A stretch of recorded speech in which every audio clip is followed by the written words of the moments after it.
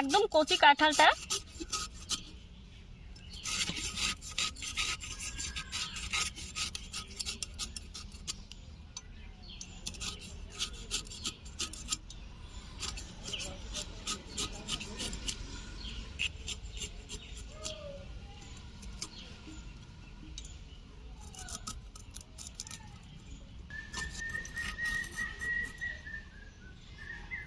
খোসা ছাড়িয়ে নিয়েছি, এরকম ভাবে সবগুলোর থেকে খোসা ছাড়িয়ে নেব।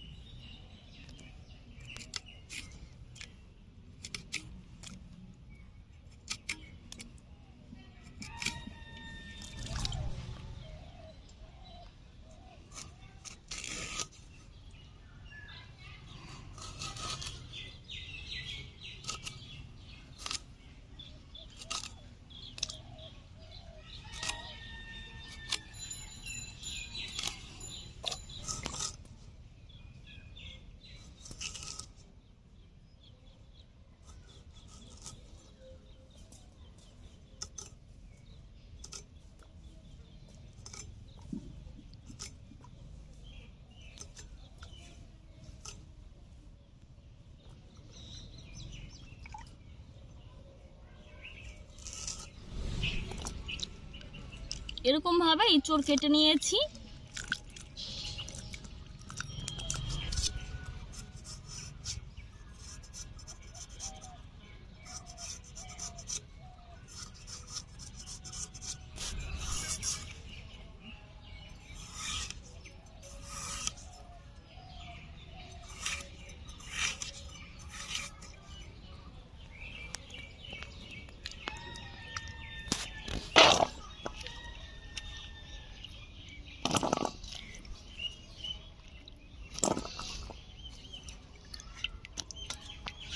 নমস্কার, আর ভিলেজ কুকিং অ্যান্ড ব্লগে সবাইকে স্বাগত জানাচ্ছি।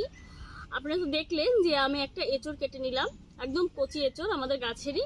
তো আজ আমি ইঁচড় রান্না করব, তাও আবার মুরগির মাংস দিয়ে। তো মাংসটা এখনো ধোয়া হয়নি, ইঁচড়টা কেটে নিয়েছি। এঁচড় সেদ্ধ হতে একটু বেশি সময় লাগে, তো আমি আগে ইঁচড়টা সেদ্ধ করে নিচ্ছি।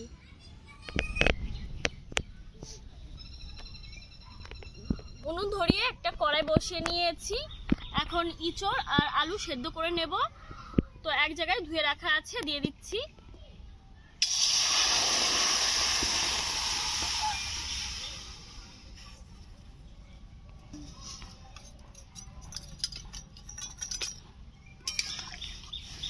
দিয়ে দিচ্ছি লবণ, দিয়ে দিচ্ছি হলুদ গুঁড়ো। হলুদ লবণ দিয়ে দিয়েছি। এখন ঢাকা দিয়ে সেদ্ধ করে নেব, একদম ভালোভাবে সেদ্ধ করে নেব। ইঁচড় সেদ্ধ হচ্ছে, এই ফাঁকে আমি মুরগির মাংস ধুয়ে নিয়ে এসেছি। আর মাংস কিন্তু একদম ছোট ছোট টুকরো করে আমি কেটে নিয়েছি। তো চলুন ভালো করে ধুয়ে নিচ্ছি।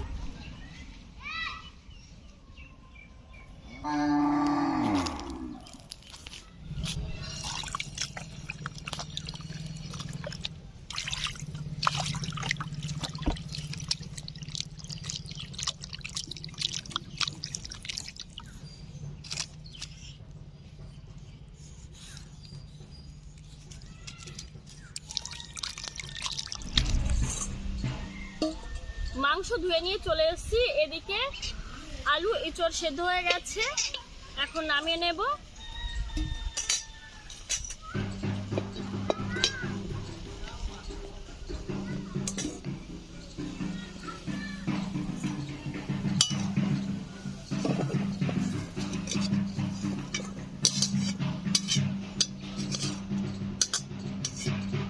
কড়াই ধুয়ে উনুনে বসিয়ে নিয়েছি, কড়াইতে দিয়ে দিচ্ছি সরিষার তেল।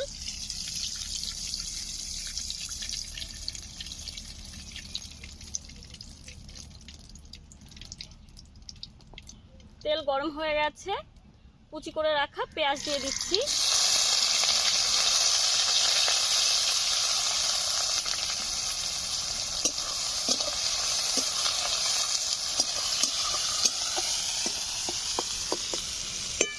একটু লবণ দিয়ে দেব, তাহলে পেঁয়াজটা তাড়াতাড়ি ভাজা হয়ে যাবে।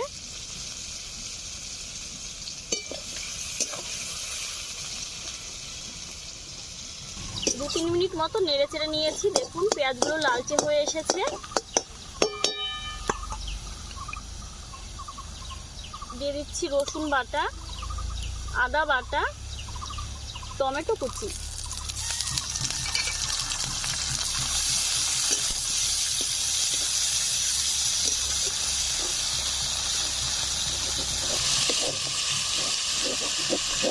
দিয়ে দিচ্ছি কাঁচা লঙ্কা কুচি। এখন একে একে সব গুঁড়ো মশলাগুলো দিয়ে দেব। দিয়ে দিচ্ছি 1 চামচ ধনিয়া গুঁড়ো, 1 চামচ মতো জিরে গুঁড়ো, শুকনো লঙ্কার গুঁড়ো, সামান্য একটু হলুদ গুঁড়ো।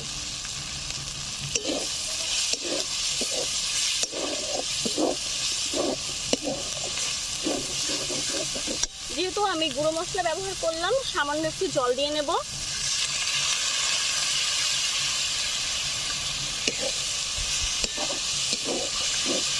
সমস্ত মশলা ভালো করে কষে নিচ্ছি। মশলা ভালো করে কষে নিয়েছি, মশলা থেকে তেলটাও ছেড়ে দিয়েছে। এখন ভালো করে ধুয়ে রাখা মুরগির মাংস দিয়ে দিচ্ছি।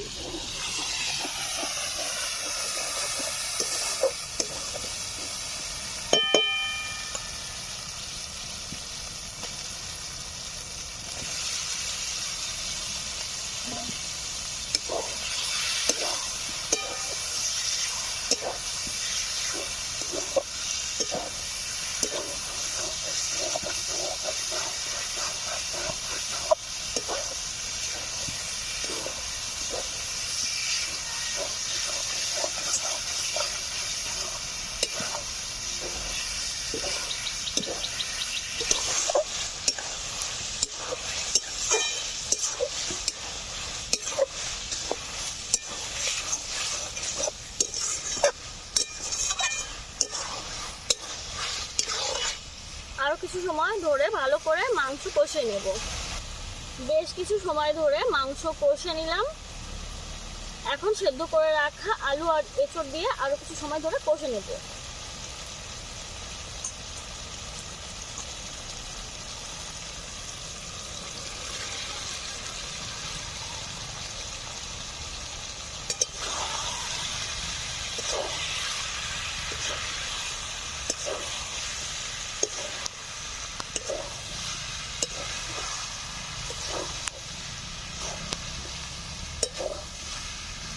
সবকিছু খুব ভালো করে কষে নিয়েছি। এখন পরিমাণ মতো জল দিয়ে দেব।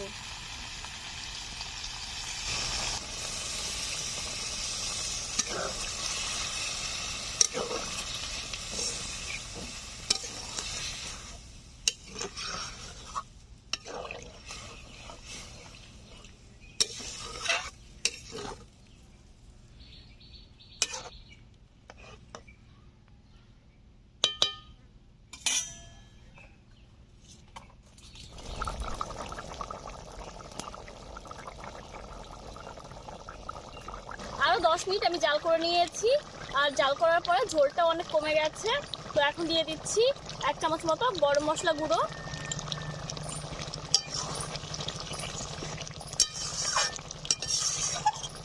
রান্নাটা হয়ে গেছে, নামিয়ে নিচ্ছি।